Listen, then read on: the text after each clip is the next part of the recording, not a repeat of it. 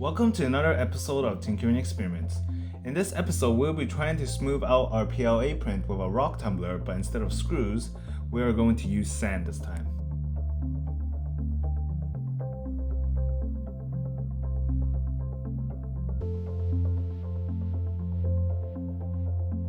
We've managed to acquire some polymeric sand for this experiment. The sand is a bit wet, but we'll find out whether or not it works. Let's start. We'll move the sand into the tumbler.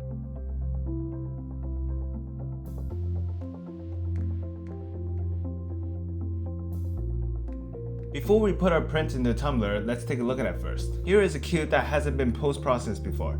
The layers are really apparent and we can definitely feel them. Now let's drop the print in and then we'll secure the top.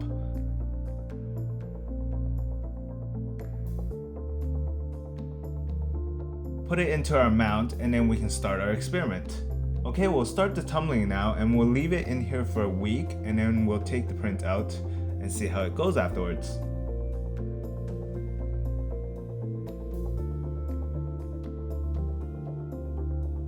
It's been tumbling for a week now. Let's take out the PLA print that I dropped in it earlier and find out if the sand did anything.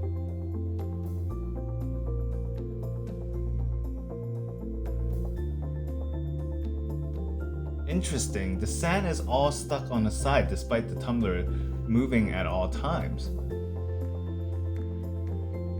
Let's take the print out and we'll wash it.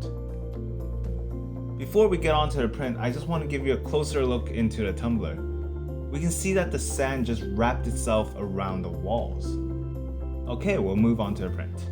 The corners on the cube is definitely smoothed out, but the larger surfaces on the cube doesn't look any different. I'm guessing because it was just rolling around the sand that was stuck on the wall, so there wasn't a lot of contact between the sand and those larger surfaces apart from the corners.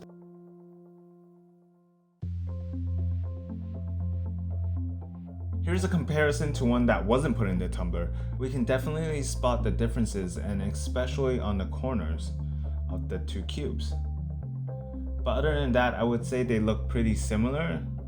The one that we put into the tumbler may be just more matte, but we can still see all the different layers.